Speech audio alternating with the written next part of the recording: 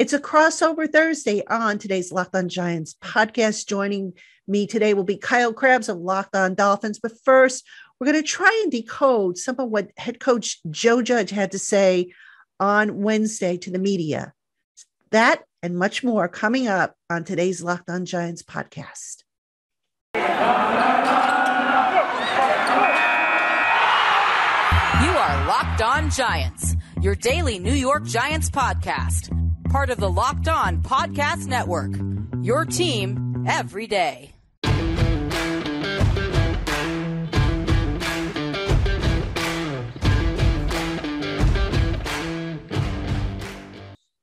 Hello, New York Giant fans, and welcome to another edition of the Locked On Giants podcast, part of the Locked On Podcast family, your team every day. My name is Patricia Traina, and happy to have you with us. Thank you so much for making us your first listen of the day, or if you're watching on YouTube, your first watch of the day. And today's episode is brought to you in part by Stat Hero. Stat Hero is the first of its kind daily fantasy sports platform where it's you versus the house in head-to-head fantasy matchups, where winner takes all. Sign up for free right now at stathero.com/lockedon and use our promo code LOCKEDON for a 100% deposit match. All right, on today's show, we are going to have a crossover Thursday, as we do every Thursday. Kyle Krabs of Locked On Dolphins is going to join me coming up a little later on in the show. But first, we're going to talk a little bit about what Joe Judge had to say, or what he's actually been saying. Joe Judge had some interesting things to say on Wednesday. I know a lot of fans who read the quotes that were tweeted out or read the article that I wrote about it are like, what is he thinking about? And what is he trying to say?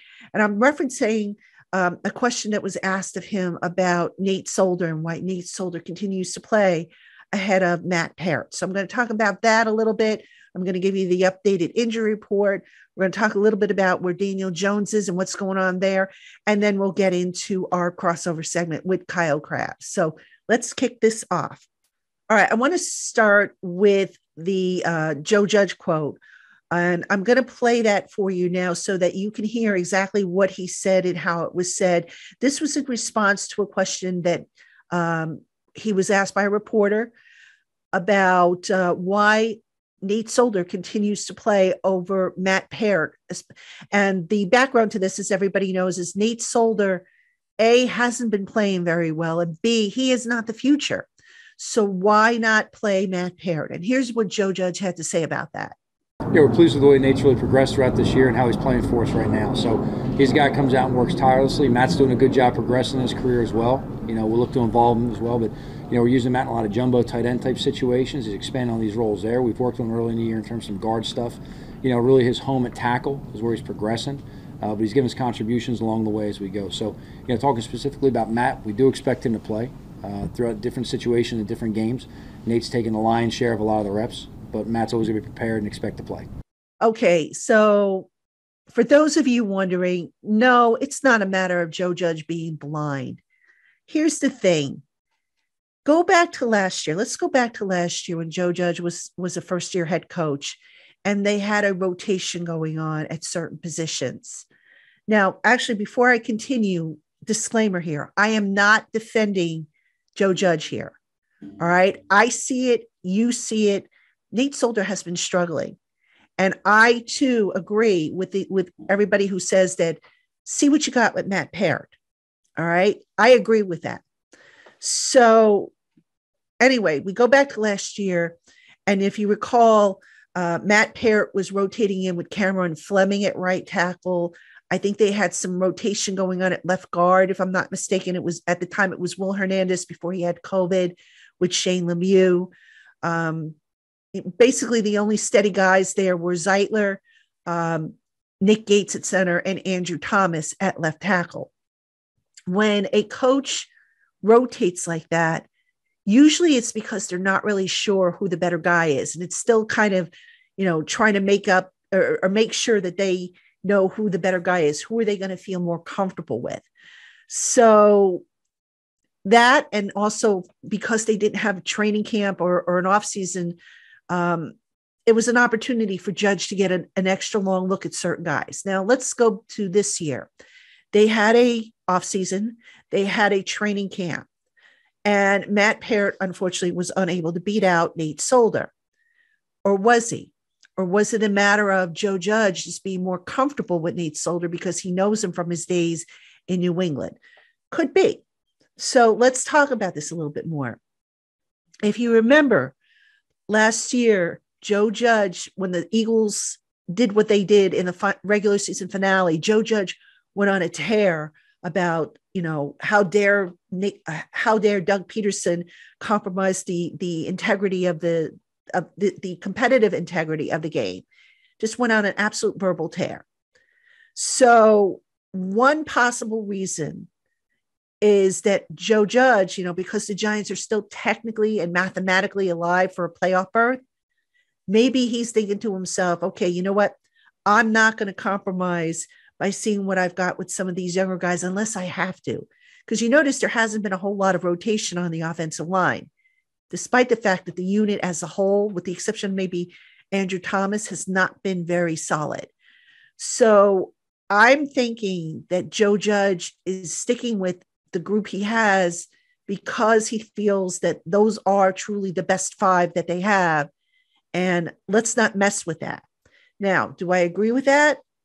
Not really. I mean, we all see it. So, if you're telling me, Joe Judge, that Nate Solder is the best guy you have at right tackle, makes me wonder, how bad really is Matt Peart? What's he doing in practice? Now, I've told you before, we in the media do not get to see the entire practice. So I can't sit here and tell you that, Matt Peart is getting beat or he's missing assignments or whatever the case may be. But I do think there's a degree of trust. Nate Solder is a veteran. And if you listen again to what Joe Judge said in that clip that I just played for you, you can tell that there's a degree of trust there. And right now, with the Giants still very much alive for a playoff berth, which however long shot it is, you get the sense that Joe Judge is going to stick with Nate Solder at right tackle unless there is an injury. Now, again, I don't agree with it. I've seen it with my eyes. I know you guys and gals have seen it as well. Nate Solder has struggled, and that's putting it nicely. He is also not the future at right tackle. His contract is up after this year. He will not be on this team next year. His contract was amended to make sure he will not be on this team next year. So I know people are thinking, okay, well, let's see what we've got with Matt Peart. Matt Peart, I guess at some point is going to get his opportunity. And, Judge talked about how he's getting opportunities as the jumbo tight end, which is kind of like an extension of the offensive line. So, just to me, what I'm hearing without Judge actually coming out and saying is that Nate Solder is the better option right now. And Matt Peart is still kind of getting his feet wet, still kind of learning, still not quite where they would want him to be in order to consider him the best five. Again, before anybody posts a comment right now, if you're watching on YouTube or whatever, I don't agree with it. But that's my opinion. My opinion doesn't matter. The coach's opinion does. And I'm sure the topic will come up when we talk to Rob Sale, offensive line coach, tomorrow. We'll find out, or actually today, when it's going to be Thursday, we get the assistant coaches. I'm sure that topic will come up, and we'll see if, he lends himself to any further clarification on the matter. But here's the other thing with Joe Judge. I mean, if you haven't figured this out by now, you never will. And that is Joe Judge doesn't throw guys under the bus on the record. He just doesn't. So anybody who was expecting him to say, yeah, Nate has struggled some, but he gives us the better chance to win, or any kind of answer like that, it just wasn't happening. And by sidestepping the question a little bit, that was Joe's way of kind of saying without saying that, hey, I like how he works, but, that you could almost tell there was a but in there, but that wasn't said. So that's my take on that whole exchange that with Joe Judge and the offensive line. Now, I want to talk a little bit really quickly about this whole situation with Daniel Jones. Daniel Jones, as we all know, has a strained neck, and he was limited in practice to give off the impression that, hey, maybe the NFL Network's report that Jones may miss Sunday's game was premature. But here's the thing you've got to remember, all right?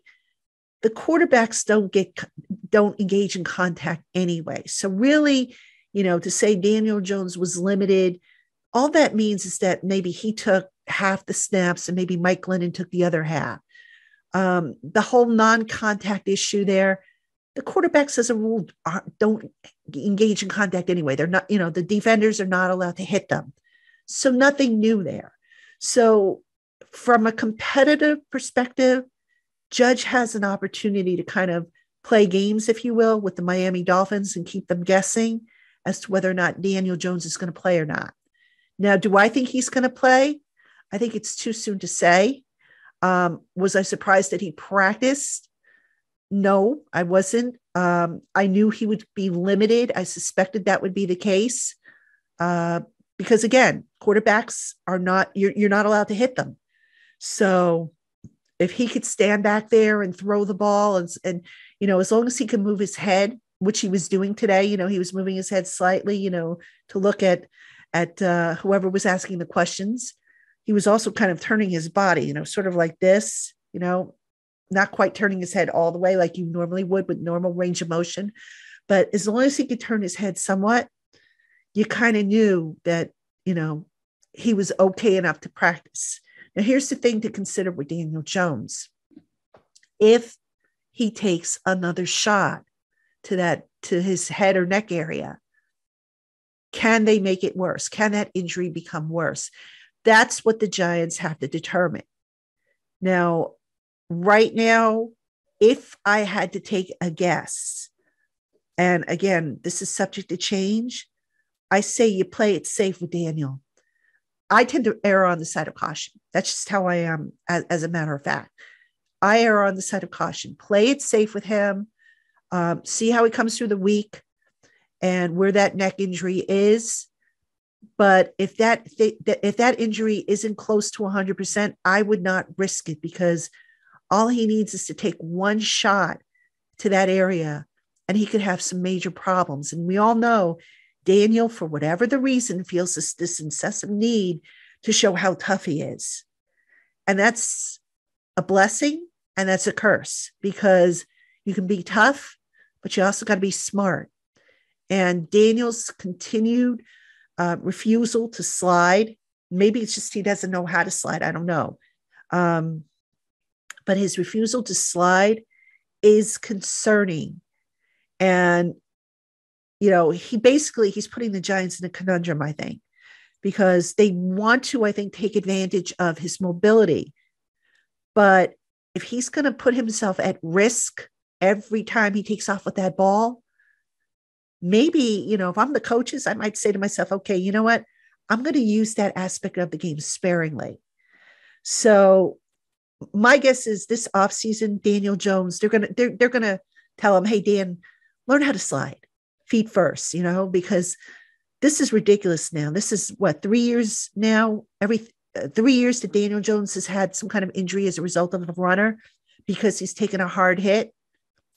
This has got to stop. If Daniel Jones wants to be the franchise quarterback of this team for the next 10 years, he's got to be smarter. And the coaches have got to be smarter in terms of how they use him, in terms of, what they're telling him. And they've got to drive this point home because this kid's not going to last if he continues to take shots. I don't care how tough he is. I don't care how much work he does in the weight room. You take shots to the head and the neck and good luck. So, all right, before we take a break and then come back for the crossover segments, let's talk about the injury report, which I think had like 9 players on the injury report. Daniel Jones, as I mentioned, the only one limited. Now, on Wednesday, the Giants had a walkthrough, so this injury report is projected. So you've got Trent Harris with an ankle, Cullen Gillespie with a calf, Adoree Jackson with a quad. John Ross had an illness. Kyle Rudolph with the ankles. Sterling Shepard with a quad. Caden Smith with a knee. And Kadarius Toney listed with an oblique and quad. All of those guys did not practice on Wednesday. And P.S. Saquon Barkley is off the injury report. Just thought I'd throw that out there. All right. So if I had to take an early guess here, I think Jackson should be okay. I've been hearing that his injury is not that significant, but they want to obviously see how he comes through the rest of the week. John Ross, if he has an illness, I mean, unless he has what Lorenzo Carter had a couple weeks ago, I think John Ross will be okay to go. I am not holding out hope for Rudolph, Shepard, or Smith, Caden Smith. I'm not so sure Cullen Gillespie will be back. And I'm not really sure where Kadarius Toney is. Now, he was listed with the quad initially, and then, like I said, now he's listed with an oblique. And, one time I've strained a muscle in my oblique, and that was painful. Let me tell you, I had no range of motion in my core. So that could be something to keep an eye on. But again, it's early. We'll see. I mean, as I record this, it's Wednesday night. They've got a couple more days to go. But I don't think the Giants are going to have all their offensive playmakers on the field Sunday. I would be very surprised to see that. That would be my early guess. So. All right, Giant fans, we have much more coming up on today's Locked On Giants podcast. But let me tell you about Stat Hero. Stat Hero is the first of its kind daily fantasy sports platform where it's you versus the house in head-to-head fantasy matchups with winner taking all. And here's the crazy part. Stat Hero shows you their lineups before you play, and you handpick the team you want to face one-on-one. With Stat Hero, you are in control of the stakes. You decide how much you're going to play for, and Stat Hero has no choice but to take it because they are daring you to beat them. Stat Hero head-to-head is what daily fantasy should be, one-on-one. And right now, for a limited time, sign up for free at stathero.com/lockedon for a 100% deposit match. That's stathero.com/lockedon, or use our promo code LOCKEDON to get your 100% match. Terms and conditions apply. That's stathero.com/lockedon. And welcome back, Giant fans, to the crossover section of the Locked On Giants podcast. Every Thursday, we bring you the lowdown on who the Giants are playing that weekend. And this weekend, the Giants are playing the Miami Dolphins, a team that they don't see very often. Usually it's once every 4 years. This year, because of the 17-game schedule, just so happens that the Giants drew the Dolphins, luck of the draw. And here to help me break down the Miami Dolphins is the host of the Locked On Dolphins podcast, Kyle Krabs. And Kyle, thank you so much for joining me today. Yeah, I'm excited to talk a little football with you, Patricia. And as you said, we don't get too many crossover opportunities. And I wasn't here when these teams last played in 2019. So this will be a good chance for us to kind of get a feel for both of these teams who, a couple of Patriots disciples at coaches and similar records at this point in time. So interested to get your vibe on the Giants as well. Yes, and don't forget, Giant fans, you can check out what I have to say about the Giants by visiting the Locked On Dolphins podcast. So make sure you're checking out both shows if you want the complete picture. So, Kyle, let's jump right in. We got to start with Tua. Let's talk about Tua.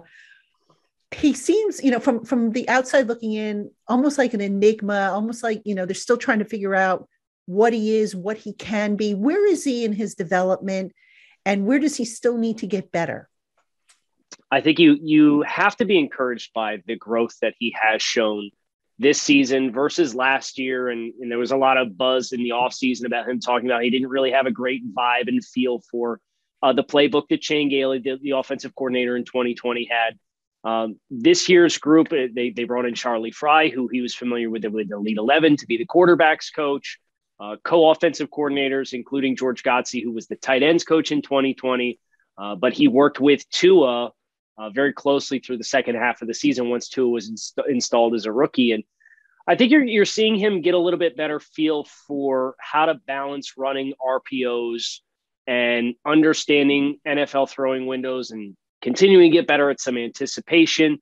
I do think his biggest thing that he needs to continue to work on is his pre-snap processing and identification to understand where his eyes need to be starting to start his reads, and then working off of that first read a little bit quicker. There's some routes working across the middle of the field that seems like he's getting to a little late, and then the rush is kind of collapsed into his lap and he doesn't have a chance to make those throws. But as far as ball handling, decision-making, you've seen the aggressiveness go up. The Dolphins were a team that really struggled to create explosive plays. They have a 50-plus yard completion in each of their last 3 contests, which is a big feat when you consider how tough that was in the early portions of the season. So I think the fact that they've also been able to put all the trade rumors and stuff behind them too, with Deshaun Watson, which followed this team for about 8 months, it seems like he's just kind of been able to go out, let it loose and play. And that's been a byproduct of the trade deadline passing for them too. Now, you mentioned that he's still kind of learning. I think this is his second season. I mean, how easily is he confused by defenses still? I mean, usually you would like to see them start peaking upwards. You mentioned the change in offensive coordinator, they brought the bringing in of Charlie Fry, but is he still very easy to confuse, or is he starting to figure things out a little bit? I don't necessarily think that he's easily confused because he's not throwing a lot of balls into coverage. It's more so if he's not starting where free access or the coverage safety rotation is going to allow him to find that consistency in hitting his first read, the timing when he's forced to work through his progressions is then delayed if he doesn't see what he's expecting to see early on. Now, he does do a nice job, as I said, with ball security. But I think this is something for him that is a big adjustment with obviously an offensive coordinator change this offseason with a new playbook, but also the environment that he played in at Alabama versus what he's come into. And the Dolphins don't have 5-star athletes at every position on the field, and they don't have this stud offensive line and a running game to lean on. But he has done a really nice job of making the first arriving pass rusher miss. The problem with the Dolphins offensive line is just that they're porous enough where there's usually more than one pass rusher that's getting in when they have to do traditional drop back passing, which is why you see so much RPO and play action for this offense. Now I'm looking at some of the stats for the Dolphins, and I see they're 28th league wide in total yards, 31st in rushing, 17th in passing. But yet I look at third down, fourth down, red zone, goal to go. They're ranked a lot higher. What has been what's been the difference for third down and red zone? Why have they been a little bit more successful than, overalls? I think one thing that they have done is, the first month of the season was really rough. They did not surpass 300 yards of scrimmage in regulation in any of those first 4 contests. But you have seen them start to protect the football a little bit better. They've been able to get a little bit of juice in the running game. They have had 3 100-yard performances collectively as a team in the last 6 games that they played. They ran the ball well against Atlanta.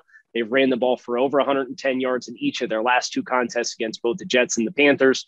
So as this offense is kind of settled in, and there's a first-year offensive line coach, and they came into the year with all 5 starters, or 4 of the 5 starters were first, second, or third-year players in the NFL. So a lot of experience up front. As that running game has gotten a little bit better, and I think as they've been able to install some more concepts to build upon their core principles, it's allowed them to have enough layers to what they're doing where they're able to set up some run after catch with the tight ends. And they use a lot of 2 tight end stuff where they have that tight end slicing across the set, leaking out into the flat, and then they're either RPOing or play action passing off of that. And that's how they kind of keep you honest as far as how aggressive you are to blitz them, because that's either a slice and they're going to run the ball, and now that they're having a little bit of success, they are slowing you down, or he's going to pull that out real quick and throw it out into the flat. Now, you mentioned the run game. Tell me a little bit more about the type of run game. Are they primarily inside zone, outside zone? What are they typically running on the offense there? So they run a lot of inside zone. They went out and they got a lot of 315 plus offensive linemen that, they really want to be able to combo block those interior defensive linemen and climb up to linebackers. And their RPO game is built off of that as well. But what's interesting is they claimed Phillip Lindsay off of the waiver wire from the Houston Texans just this past week. and he had 12 carries for 42 yards, which is a modest carry yards per carry total, but he had a little bit more juice than any of the other backs did as far as his ability, if the point of attack was not won, to be able to create for himself a little bit more. And they ran outside a little bit more than what we've seen them do. They had 1 3rd and short where Tua faked a QB keep, where he pulled the ball from under center, took 3 steps to his right, and then actually they ran speed option off the edge and had a pitch outside. So this past game against Carolina was the first time we really saw them work the outside stuff a little bit more. So this may be, in addition to a lot more of the jet motion that they've been implementing with their wide receivers, and there've been some touch passes to Jalen Waddle in the early portions of the season there too. That's kind of their outside threats. And it's be interesting to see if, now that Phillip Lindsay's had another week, if they continue to build that out and have a little bit more versatility. Now, the Dolphins have won their last 4 in a row. I think they've beaten the Texans, the Ravens, the Jets, and the Panthers, as you mentioned. Yes. The Texans, the Jets, and the Panthers kind of on the downside, but, still you got to line up in any given Sunday and all that stuff. The Ravens victory, I thought, was very impressive, 22-10. What has changed? I mean, the Dolphins prior to that lost, 7 in a row, I think? Yes. Yeah. So what did you see change to kind of kick off that win streak? What are they doing better than they were doing earlier in the season? Yeah, I think there's a couple layers here, and this is the $1 million question, because it's like, why did you have to lose 7 games in a row before you could start doing some of this stuff? And I do think the return of Tua, he broke his ribs in week 2 against Buffalo and spent the next 3 weeks on IR. So he effectively missed 4 games. And then in the game back against Buffalo, which was his 3rd game back, and he played pretty well against both Jacksonville and Atlanta, who are another 2 teams who are modest teams this year, but he looked good. And he hit his throwing hand, and then he missed the Houston game. So he missed the first win in this win streak, but his return, I think he has 4 games in the 6 games that he's been back with a passer rating in excess of 100. So he's been playing efficient on the offensive side of the ball. And as I said, there's a little bit more explosive plays that they've been able to create. But defensively, I really think Javon Holland, the 2nd-round rookie, is the big piece of the puzzle here, where they swapped him out for Bobby McCain, who was the free safety last year. And it felt like they were playing really vanilla in the first half of the season. And it was like, okay, are you getting this guy up to speed as far as the entire menu of plays that you have at your disposal? Because we hit the Buffalo game, the 2nd Buffalo game, which was the game before this 4-game win streak started. And all of a sudden, the aggressive stuff that they did last year was coming back out of the woodwork. And you really see them embrace the blitz heavy, really aggressive. We're going to crowd you, but we're going to play soft in coverage on the back end to guarantee that you're not going to be able to pick us or create rubs and create a lot of run after catch. So we're going to play catch coverage on the back end, but we're going to bring +1 on effectively a lot of our 3rd and 5s plus. So I think Holland mastering the calls has been the big piece of that. All right, Giant fans, we have more coming up on today's show. But first, it's the most wonderful time of the year as college football gears up for the playoffs, the NFL playoff race takes shape, and the NBA and NHL are in full swing. And no matter what sport you love, BetOnline has you covered all holiday season with more props, odds, and lines than ever before. Head to our new updated desktop or mobile website at betonline.ag and sign up today to receive a 50% welcome bonus with the promo code LOCKEDON. Don't wait to take advantage of all the amazing offers available. Visit BetOnline today and get your 50% welcome bonus with the code LOCKEDON. All right, you're listening to the LockedOn Giants podcast. We have a crossover Thursday. Kyle Krabs of LockedOn Dolphins is with us, and he is breaking down the Miami Dolphins, who host the New York Giants this Sunday at Hard Rock Stadium. Kickoff is set for 1:05 p.m., I believe. And Kyle, let's talk about the defense. And I also got to ask you about special teams, because I know the Dolphins special teams has been kind of a, how can I put this nicely? I'm trying to be diplomatic here. It hasn't been consistent. So let's start there before we get into the defense, because I don't think a lot of people talk about special teams, but it's been a factor. What's going on with the special teams? I think the kicker in particular has had some struggles, if I'm not mistaken. Yeah, so Sanders has missed 5 kicks this year, and they gave him a really nice contract extension this past offseason. And Sanders was phenomenal last year. He was first team All-Pro, didn't make the Pro Bowl because Justin Tucker still exists on the AFC side of things. But Sanders was first team All-Pro last year, and I think he made his first 31 kicks last year. So he was excellent. and he's missed a couple of kicks, clanged a couple off the uprights. He missed an extra point last week. Very uncharacteristic of him. He's hitting 75% of his field goals. And I don't know if it stemmed from early in the season when the Dolphins really didn't trust their offense. They didn't send him out for some long kicks for fear of, if he misses, then we've set the opposing defense up on a short field. We want to play the field position game. They were very close to the vest in that first month of the season. And I don't know if that has kind of permeated into the psyche for Jason Sanders this year or not. He is good on kickoffs. The punting team with Michael Pilardi, they got two really good gunners. Isaiah Campbell, they picked up off waivers from the Jets in week 1 this year after the initial roster cuts. He's been very, very good, but he did miss last week with, I believe, a toe and a knee injury. And Mac Hollins is a really good gunner who's one of their depth wide receivers as well. So the punt team, it's a question of how consistently is Michael Pilardi, the punter, going to strike the ball. And the silver lining for Miami from a team's perspective that way is I thought Pilardi punted his best game this past weekend against Carolina in the first half. I don't think Carolina started any further out on their field position than the 15-yard line. So they did a really nice job in that contest and really pinning Carolina down. But yeah, the missed kicks for Jason Sanders have kind of been a sore spot. And you can look at a couple of games that Miami lost and wonder if he had made a kick, would things have gone differently, in what capacity? But it's certainly something that I think Miami is going to have to prove that they still believe in him by calling his number, and he's going to have to prove him right, or else they're going to leave some points out on the field. Now, the Dolphins on defense are a couple of years removed from having Patrick Graham as their defensive coordinator. Patrick Graham, of course, is the Giants' defensive coordinator these days. But how has the defense changed? Because, there was some belief, again, from the outside looking in, that the system was more of Brian Flores' system, having come from Bill Belichick's coaching staff and being a defensive coach. But how have you seen that defense evolve since Graham was there? It's kind of tough to get a feel for exactly what changed schematically versus what changed talent-wise, because they were such an aggressive rebuild in 2019. They shredded all these old contracts that had a lot of guaranteed money.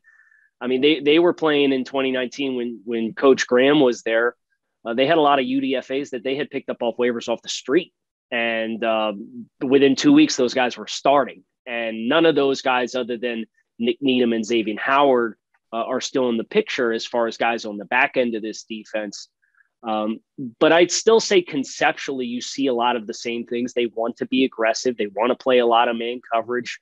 They want to challenge you and take away what you do best. They talk a lot about being scheme multiple and scheme diverse, and on a week-to-week basis playing matchups. And that sometimes works well for them. It sometimes does not work well for them, depending on if the script doesn't go the way that they think it would.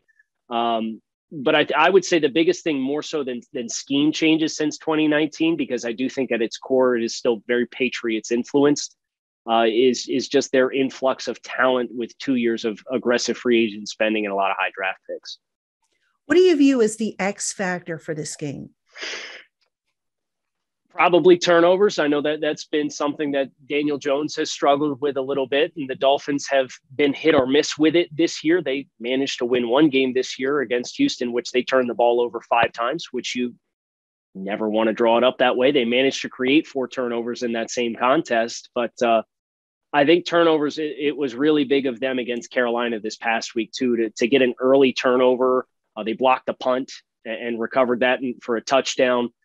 So a couple of big plays in kind of the peripheral areas of the game. You can point to the line of scrimmage, and I think the Giants have a significant advantage with their defensive line versus the Dolphins' offensive line, or the secondary of Miami having an advantage over the Giants. But I really think it's going to be the little things in this contest that help provide the break one way or the other. And I would point to turnovers and ball security, because that's been one of the themes of Miami's season all year long. Okay, and then final question for you. If you're the Giants and you're drawing up the game plan on offense and defense, what is the top thing you would attack, the top weakness that you see on the Dolphins where you think you can maybe get the competitive edge? Yeah, I would try to see if you can run between the tackles against Miami. They've got a really impressive nose tackle in Raekwon Davis, but they do like to rotate guys in. If you can get in second and intermediate, you see number 70, Adam Butler, come on the field. I would try and run at him, and I would dare guys like Jerome Baker, who's a little bit of a smaller linebacker, and Elandon Roberts, who's a downhill thumper between the tackles, but has really struggled with finishing plays and being a consistent tackler this season. Make those guys make big boy plays and try and stay in third and shorts and avoid those third and long situations in which this team can run out their amoeba defense and their 5-0 package and get those really aggressive blitz looks. And then defensively, I think the Giants, I think you want to try to play the flats and force them to throw the ball down the field. If you can force Miami to try and throw outside the numbers beyond 10 yards down the field, that's not an area that Miami has consistently hit throws this season. So if I were trying to congest certain areas, I'd say, hey, they want to live inside 10 yards. We're going to crowd inside 10 yards. Go ahead and put the fear in us that we got to play a little softer. So that's probably what I would start with as one of my core things for a game plan on either side. All right. Good stuff there, Kyle. And again, he's Kyle Krabs. You can find him on the LockedOn Dolphins podcast. Make sure you check it out. Remember, I'm on that podcast, Talking Giants with Kyle. And Kyle also does draft work. Kyle, tell everybody where they can find your draft work. Yeah, so I'm over at the draftnetwork.com. We've got a great team of 6 scouts and a really great content team as well. So a lot of great football experience from a lot of different walks of life. And we've just started our prospect evals and the deep dive film evaluations this past week. So it's an exciting time for us on that front as well as the college season comes to a close. Definitely. And it's a site that I know I will be checking out a lot more of as the season draws to a close. Kyle, great stuff. Appreciate the time. Giant fans, appreciate you making the Locked On Giants podcast your first listen of the day, your first watch of the day if you're on YouTube. And again, thank you so much to everybody who is subscribed to the channel. We're getting so close to 1,000. Let's make it happen before Christmas, because that's all I really want for Christmas. Well, that and peace and health for everybody. So for Kyle Krabs, I'm Patricia Trainer. We'll be back tomorrow, Giant fans, with a whole new episode of the Locked On Giants podcast. Until then, have a great one.